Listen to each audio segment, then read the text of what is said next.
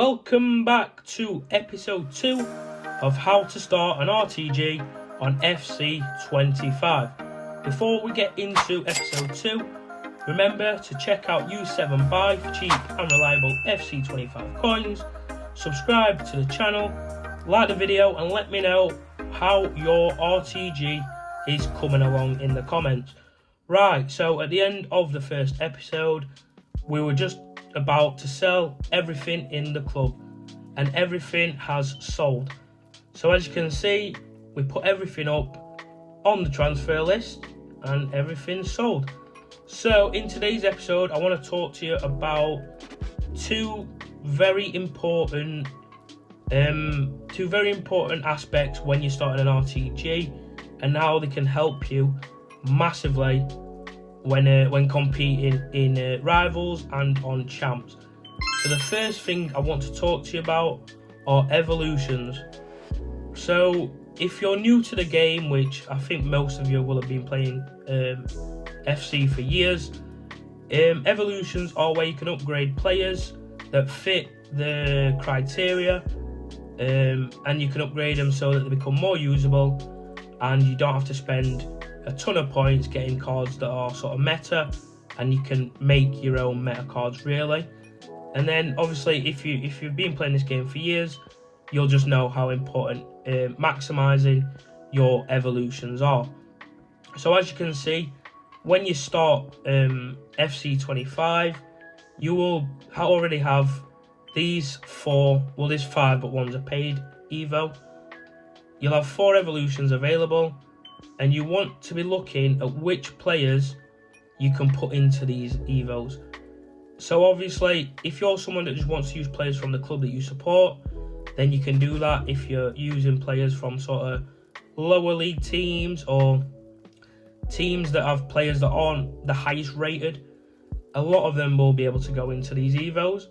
So as you can see, we've got Sprint Supreme, we've got From Box to Box, we've got Power Surge, and we've got Glow Up on evolutions. And then on the Welcome to Evolutions page, we've got Intro to Stat Limits. Now, and obviously the cosmetic one as well. That's just to change your card from looking like the one on the left to the one on the right. It gives it just a border. Right, so obviously this is my RTG, that'll be my RTG for the year. So I'm going to be putting a card into this evolution that I think I will get the most use out of. That's the thing with EVOs. Make sure you're putting someone in who you're going to use, or someone that later down the line you think can go into the next EVO, the new batch of EVOs, so that you can consistently upgrade your player. So that's evolutions. They're really, really important. You want to maximize them, you want to be using them. So obviously we've got 10k in the bank, so I'm going to buy the player who I want to put into my EVO, and I'll show you how it works. I'll be back shortly. Right, so we bought the player, and as you can see, we have bought João Felix. Now, his card is pretty alright as it is. Obviously, skill moves and weak foot are a massive bonus at the start of the game. He's got a pretty alright card for an 80 rated. Good play styles, and obviously roles which are new to the game. He can play some very good roles. So we've bought João Felix so we can EVO him. So I'm going to show you how EVOs work and which EVOs we're going to put Felix into. Right, so we'll go over to Club, Evolutions. I'll put on the screen his EVO, his evolution path. So the first one we want to put him into is Power Surge. So we're going to put him into Power Surge. This will be his first evolution chain. So obviously with evolutions, you can see on the screen now you have to win 2 matches in rush, rivals or squad battles, and play 1 game for the first challenge. The second challenge, win 1 match, play 2 games. And the third challenge, win 2 matches and play 2 matches. So that'll be once we've done all the challenges for him, he will get some upgrades to start with. So this is just the first evolution we're going to be doing. So that's how evolutions work. Obviously, once you've played your matches and he's got his upgrades, then you can pop him into another SBC. Right, the second thing I want to talk to you about is SBCs.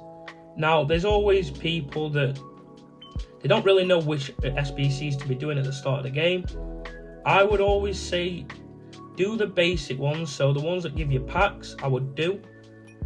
Player SBCs, be careful when you're doing player SBCs at the start of the game, because you don't want to be tied down to having to use a player that you put a lot of your resources into. So, for example, there's we've obviously got a Marcus Thuram. Can't see it yet until we do the Foundation SBC. He's actually one that I would recommend doing. I'll show you his card on screen now. Because he's got a good nation, he's got a good league, and he will be good for the first sort of month or so of the game. One that I would probably think twice about doing would be, where is he? Let's have a look. Is Danjuma. I'll pop his card on screen now. The reason why is just like, even though he's a good league, good nation, he's someone that usually dies off relatively quick at the start of the game. After like a week or two, you'll just have more coins, so you'll be able to buy better players, and then you'll just be left with a card that you don't really use.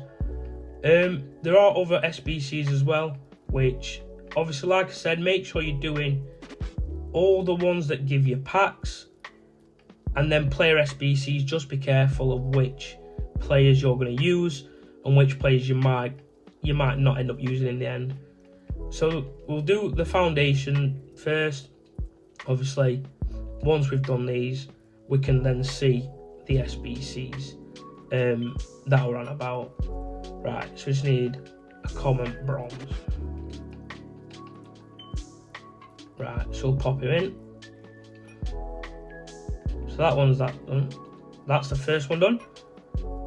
Right, I'll get back to you when we've completed all 4 of the foundation SBCs. Right, so we're just doing the last one now. So let's get 4 bronze players in.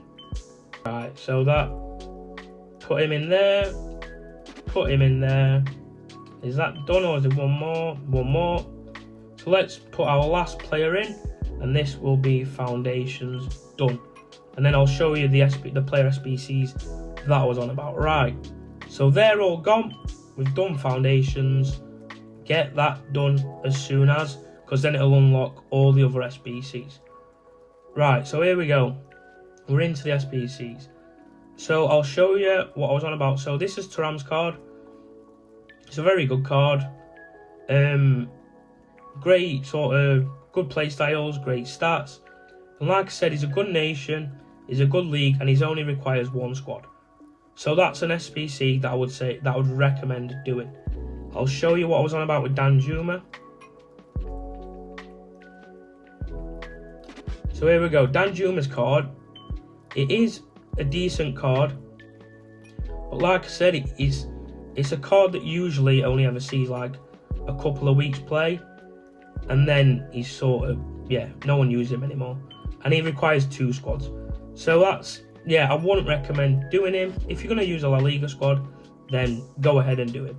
So I just wanted to talk to you about evolutions and SBCs, and in episode 3 I'll go over where we go from next. So I'll catch you in the next one. Peace.